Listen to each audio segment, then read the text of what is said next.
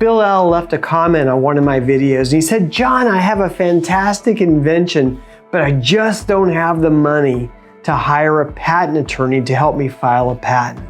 What can I do to protect my invention?" Well, thank you, Bill, for leaving the message. And I want to talk about that today. What can you do to protect your invention if you can't afford a patent attorney? Hi, my name is John Farrell. I'm a Silicon Valley patent attorney. Welcome back to my channel. Now, it's totally possible to file a patent application without using a patent attorney. The patent office is really set up to help inventors. Now, preparing and filing your own patent application is going to take some work and going to take some time, but I'm going to offer some tips in this video on how to make this road through the patent office a little less bumpy. Tip number 1. Before you start writing your patent application, I think it's a good idea to do a quick patent search. Now, I don't always recommend doing a patent search before filing a patent application. I've actually done several videos on this in the past. But if you're going to write your own patent application, I think there are 2 really good reasons to do a quick patent search. First of all, it'll give you a sense of what others in the industry, what others in your space are filing patents on. What other inventions are similar to yours? What features do they have? These other patents might actually give you some ideas to improve your own invention.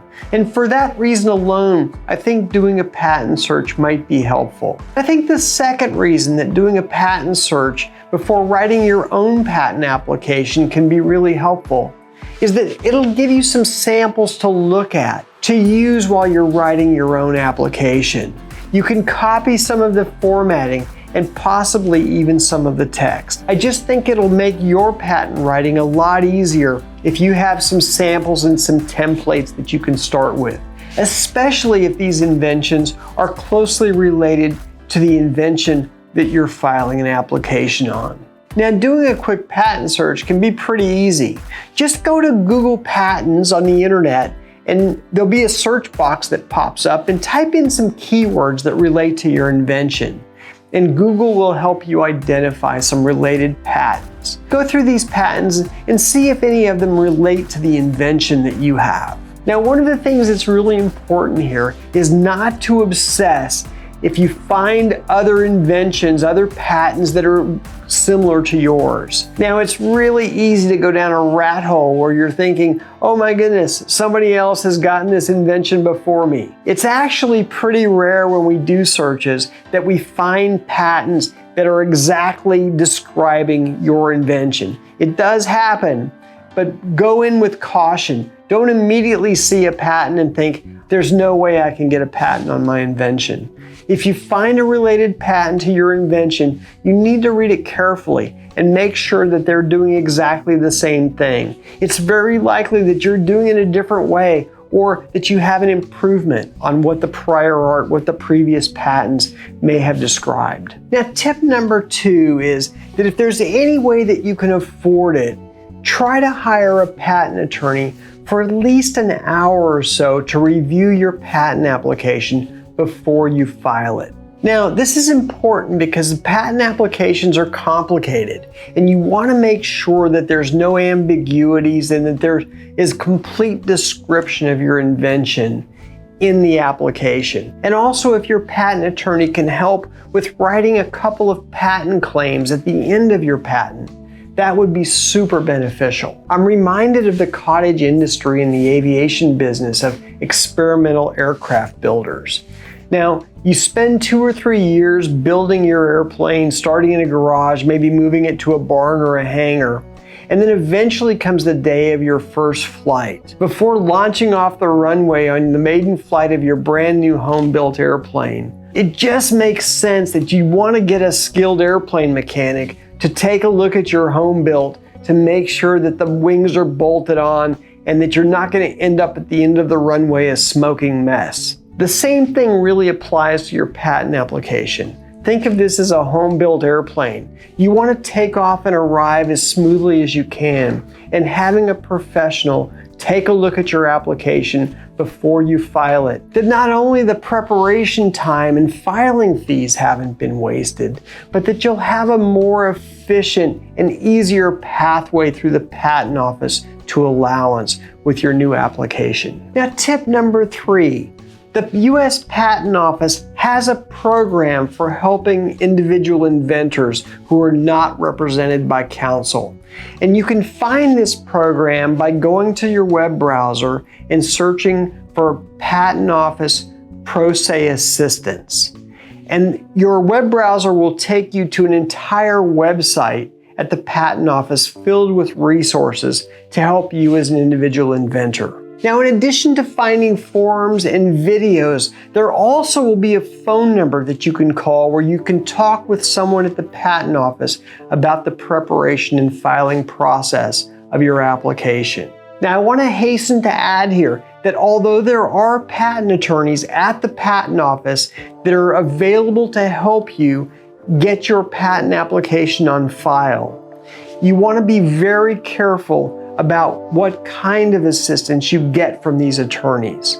They mean well, but you have to understand that very few patent attorneys at the Patent Office have ever represented a real patent client or filed a patent application for the purpose of zealously representing and getting the broadest possible patent claims allowable. The job of the patent examiner is to examine patents and to protect the public interest. So if you get some help writing your patent claims from an examiner in the Patent Office, you can expect that these will not be the broadest possible claims that you'll be entitled to. That said, however, it's been my experience that the Patent Office will bend over backwards to help you as an unrepresented individual inventor get your application on file and prosecuted. Now, tip number 4 is that if you can't afford an attorney, you probably qualify as a micro entity in the Patent Office. This means that you get a 75% discount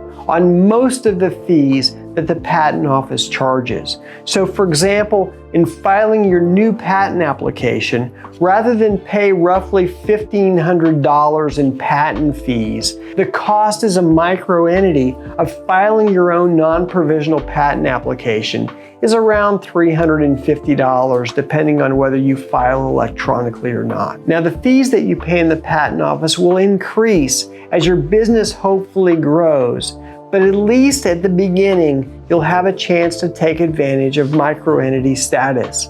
In the Patent Office, poverty has its privileges. Tip number 5 that's real important if you're not using an attorney, if you're filing your own patent application, is that you have to be super organized. Now, this seems really obvious, but it's so important because the patent process generates a lot of documents, and you're going to want to keep track of these and be able to find them and keep them organized. What I recommend doing is keeping a folder for your patent application on your computer and having a set of subfolders underneath the folder so that you can keep the individual documents in these subfolders. I put a list of the subfolders that I like to use in the discussion section, and you might just take a look at this list of subfolders and see if that might be useful for you as well. Now, once you file your patent application, it's super important just to be patient. It's going to take about 1.5 years from the time you file your patent application until you receive that first examination response back from the Patent Office. There's a silver lining to this quiet period, however, this period while you're waiting for a response. Because during this period, after you file your patent application, you can mark your products patent pending. You can mark your literature patent pending. And for the 18 months following the filing of your application, the Patent Office holds that application in secrecy. During this period, no one's quite sure what you put in your patent application. No one knows what it is you've claimed. Your patent is in secrecy and you are patent pending. And to some extent, at least among your competitors, you are chilling the market. No one's quite sure what it is they can copy from your product and what they can't. So this period, while you're waiting for the examiner to get back to you with the results of your examination and your patent application is secret, you are patent pending and you can take advantage of this in the marketplace. Now I'm considering doing a follow-on video where I talk about the examination period. That is, what happens after you file your patent application until the patent application actually issues, from the point of view of an inventor who doesn't have representation by an attorney. Now if you're interested in this video, let me know in the comment section below. If there's enough interest, I'll consider doing the video. And by the way, like and subscribe, and YouTube will let you know the next time one of my videos is released. Finally, if you found this video useful, I think you'll find the next video useful as well. Oh, by the way, Bill, thank you so much for suggesting this topic. I really enjoyed making the video. Hope you found it useful. And like I said in my comment, hope you crush your new product. See you next time.